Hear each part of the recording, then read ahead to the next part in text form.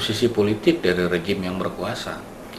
Kalau misalnya rejim yang berkuasa itu tidak memberikan keberpihakan politik terhadap proses penegakan HAM, ya kita sampai beberapa tahun ke depan pun masih akan tetap seperti ini. Jadi efektivitas kerja Komisi Nasional Hak Asasi Manusia itu sangat ditentukan oleh sikap tanggap dari pemerintah beserta jajaran penegak hukumnya, DPR ya, dan tentunya kinerja di dalam tubuh Komnas HAM sendiri serta masyarakat.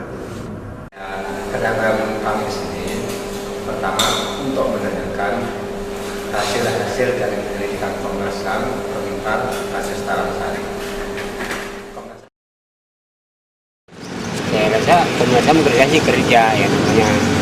Mungkin bukan pengertian saya loh, ini hanya tengah-tengah. Udah gitu, misalnya ada orang ngadu, dilontarin sih dilontarin. Kalau yang atasannya sono juga gitu yang nggak nembus gitu. Di sini kerja gitu. Bagi Komnas HAM itu sendiri benar-benar sebuah lembaga kontrol sosial yang sangat-sangat bukan diperhitungkan tapi sangat diperlukan oleh masyarakat. Soalnya kan kalau makanya masih bagi masyarakat perkotaan saya pikir udah pada mengerti ataupun udah memahami, tapi untuk masyarakat yang ada di menjauh di sana di pegunungan ataupun di pedesaan masih banyak sekali pelanggaran-pelanggaran yang dilakukan, baik itu pelanggaran di tingkat daerah ataupun pelanggaran yang dilakukan secara keluarga ataupun pelanggaran-pelanggaran yang dilakukan oleh pihak pemerintah terhadap individu.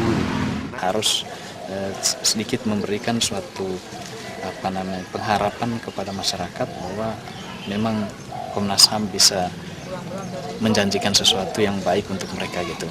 Ya, paling kurang hak-hak mereka sebagiannya bisa dikembalikan lewat bantuan dari Komnas HAM. Kalau tidak, menurut saya apa yang dilakukan selama ini dianggap sia-sia dan kepercayaan masyarakat itu akan hilang terhadap lembaga seperti ini.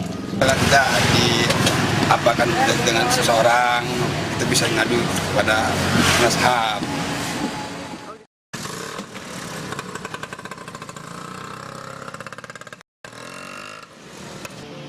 Seiring dengan perkembangan waktu, Komnas HAM pun kini menghadapi tantangan-tantangan baru.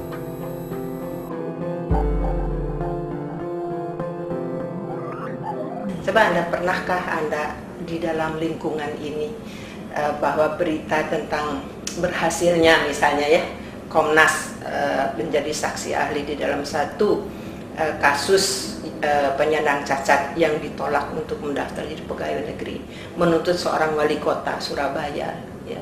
Tetapi ternyata dia menang. Apakah itu menjadi sesuatu berita yang seksi? Kan tidak. Kemudian juga hak untuk melanjutkan keturunan, hak untuk rumah tangga dan melanjutkan keturunan itu diatur di dalam Undang-Undang 39. Ini menguat juga karena banyak pasangan-pasangan yang karena berbeda agama ataupun sama agama tetapi di luar yang diakui oleh negara, yang 25 agama, nggak bisa kawin di sini, nggak bisa dicatatkan.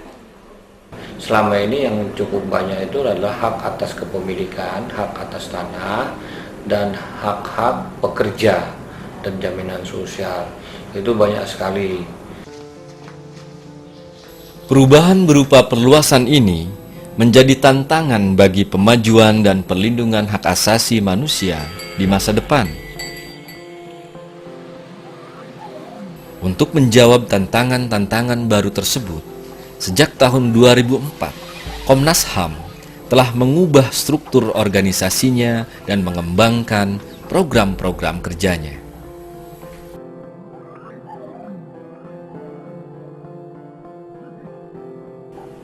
Tentunya jangan sampai bertubrukan satu sama lain, karena hak warga negara itu kan sebetulnya tidak bisa dipatok ataupun dipagar sedemikian rupa sehingga kotak-kotak itu nggak mungkin. Perubahan struktur organisasi tentu tidak cukup. Tantangan baru perlu dijawab dengan strategi yang baru pula. Jadi kalau dia bisa mengubah pendekatannya ya. Jadi strategi pemajuan dan perlindungan hak asasi manusia Komnas HAM ke depan itu sebaiknya seperti yang saya katakan tadi bersifat responsif dan generatif. Bukan sama sekali menolak kasus, tetapi kasus-kasus itu menjadi nomor 2 gitu. Yang lebih utama bagi dia adalah mengubah pola yang menyebabkan kasus itu ada, mengubah struktur yang menyebabkan pola dan kasus itu muncul gitu. Kesana pekerjaannya. Memang kalau itu yang dikerjakan tidak banyak gegap-gepitannya. Media juga nanti tidak begitu tertarik ke situ. Tapi memang bukan itu kan tujuan di Komnas HAM, saya dapat coverage media gitu kan, bukan itu. Pekerjaan besar tentu tidak bisa dilakukan sendirian. Berbagai dukungan dan kerjasama akan sangat diperlukan.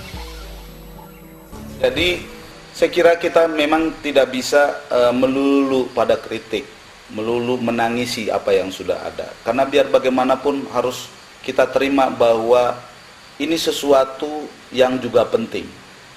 Pentingnya harus dilihat bahwa dia juga tidak bisa berdiri sendiri. Dia harus juga bekerja sama dengan kelompok-kelompok atau pihak-pihak lain. Minimal dengan para korban dan para pembela hak asasi manusia. Karena itu, selama apapun Komnas, kita tidak boleh meninggalkan dia atau berhenti pada kritik. Memang, kritik saja tidak cukup. Masih banyak yang harus dikerjakan agar saat mereka dewasa kelak mereka hidup di Indonesia yang lebih baik. Kita berharap.